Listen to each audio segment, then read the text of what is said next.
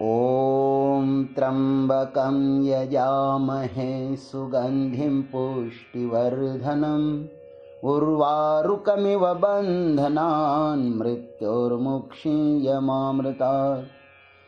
ॐ त्र्यम्बकं यजामहे सुगन्धिं पुष्टिवर्धनम् उर्वारुकमिव बन्धनान् मृत्योर्मुक्षीयमामृतात्। ॐ त्र्यम्बकं यजामहे सुगन्धिं पुष्टिवर्धनम् उर्वारुकमिव बन्धनान् मृत्योर्मुक्षीयमामृतात्। मृत्युञ्जय महादेव त्राहि मां शरणागतं जन्म मृत्युजरारोगैः पीडितं कर्मबन्धनैः। गुरुर्ब्रह्मा गुरुर्विष्णुः गुरुर्देवो महेश्वरः गुरुरेव परं ब्रह्म तस्मै श्री गुरवे नमः। आइए अब विष्णु सहस्त्रनाम के द्वितीय भाग में हम प्रवेश करते हैं।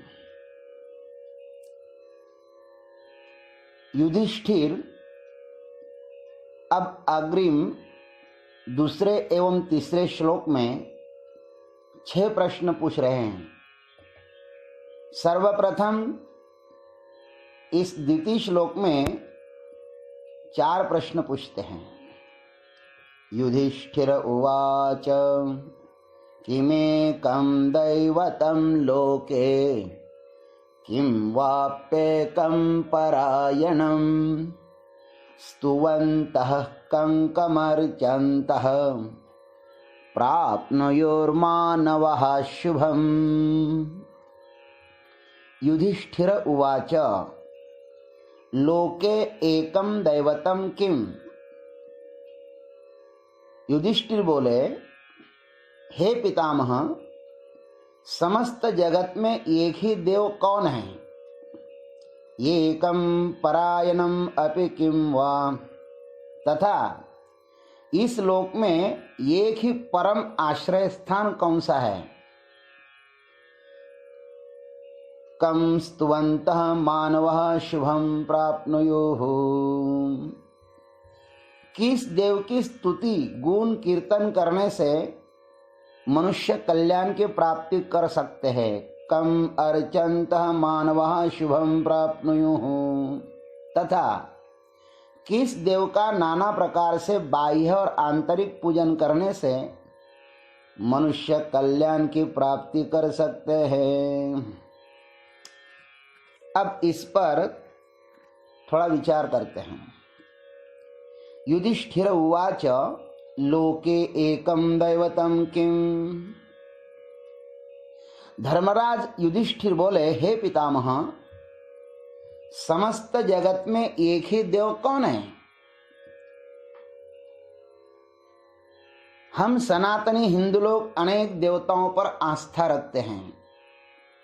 हमारे लिए पूरा संसार ही देवमय है। सिया राम मैं सब जग जानी करहु प्रणाम जोरी जुग पानी। अथवा विठ्ठल जड़ी स्थड़ी भरला रिता ठाव नाही उरला। आज म्या दृष्टि ने पाहिला विठ्ठलची विठ्ठलची। हमारी संस्कृति सब में एक को देखने वाली है, अर्थात सबका मालिक एक ही है। यह अनंत प्रपंच उस एक देव से ही प्रसूत हुआ है, किंतु अज्ञानी लोग मंद बुद्धि होने के कारण देवी देवताओं में भेद करते हैं, इसलिए परस्पर लड़ते रहते हैं। क्या पानी की लहरों में कभी झगड़ा देखा है? क्या हजारों प्रतिबिंब कभी किसी ने परस्पर लड़ते हुए देखे हैं? यह सब संसार वैसे ही शोभायमान हो रहा है जैसे सोने के सूत्र में सोने के मणि शोभायमान होते हो। लड़ना अज्ञानियों का काम है, ज्ञानियों का नहीं। इसलिए धर्मराज युधिष्ठिर चाहते हैं कि सब लोग एक देव में ही स्थिर हो जाए, सब सुवर्णों को ही देखें, आकारों को नहीं, पानी को ही देखें, लहरों को नहीं। इसलिए यह प्रथम प्रश्न है। अब एकम परायणम अपि किम वा, तथा इस लोक में एक ही परमाश्रय स्थान कौन है, यह दूसरा प्रश्न है। दूसरा प्रश्न आश्रय के विषय में है। यहां पर दोनों पक्ष के दो लोग परस्पर संवाद कर रहे हैं और दोनों भी अपनों से ही घायल है। भीष्म पितामह कौरव और पांडव दोनों के लिए ही पूजनीय थे।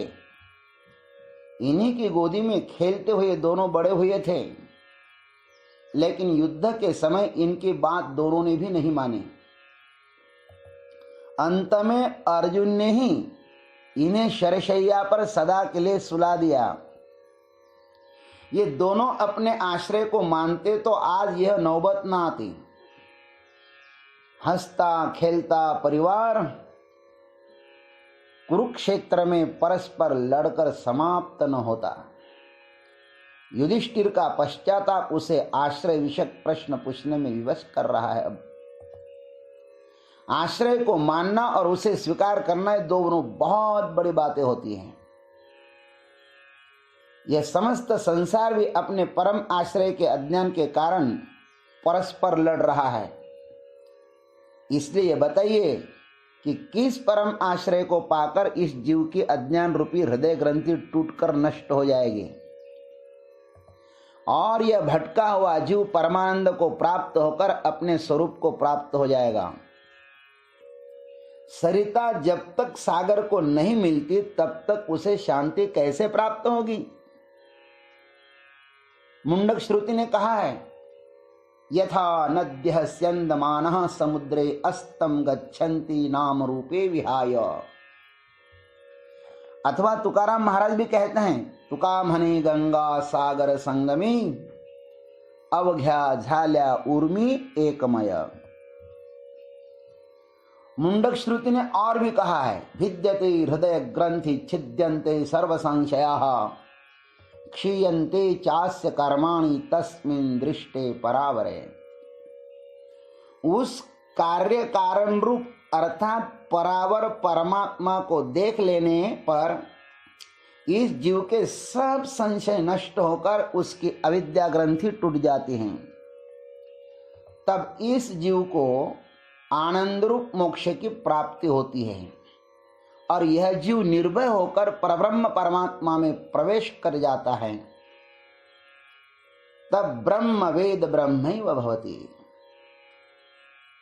जीव यदि ब्रह्म स्वरूप होना चाहता है तो उसे परमात्मा को जानने के बिना अन्य कोई भी मार्ग नहीं है। ऐसा श्रुति ने फिर से कहा, नान्यः पंथा विद्यते यनाय। कौन है वह जिसे जानकर यह जीव परम विश्राम को प्राप्त होगा? यह युधिष्ठिर का द्वितीय प्रश्न है। अब तृतीय प्रश्न, कम स्तुवन्तः मानवः शुभम प्राप्नुयुः। इस तीसरे प्रश्न में कहते हैं कि किस देव की स्तुति गुण कीर्तन करने से मनुष्य कल्याण की प्राप्ति कर सकते हैं। हृदयस्थ आत्मस्वरूप परमात्मा की स्तुति करने से ही स्वर्ग स्वरूप परमात्मा की प्राप्ति होती है।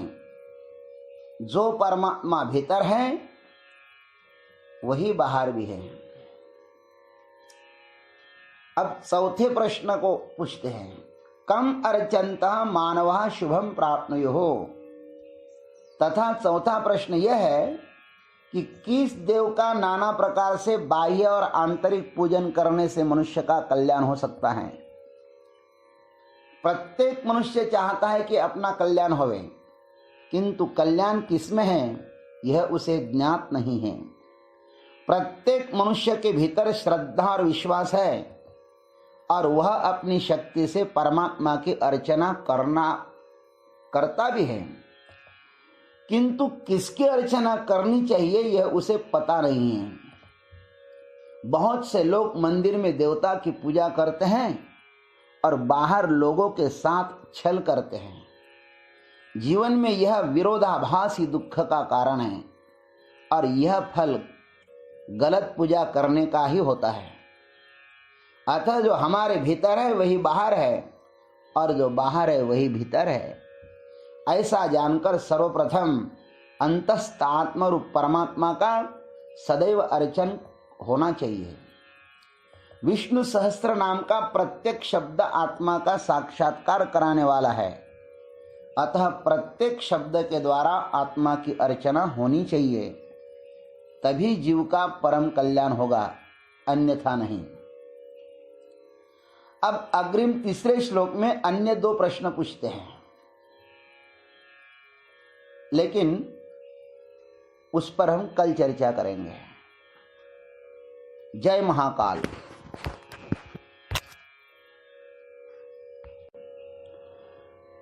ओम त्र्यंबकं यजामहे सुगंधिं पुष्टिवर्धनम् उर्वारुकमिव बन्धनान् मृत्योर्मुक्षीयमामृतात्।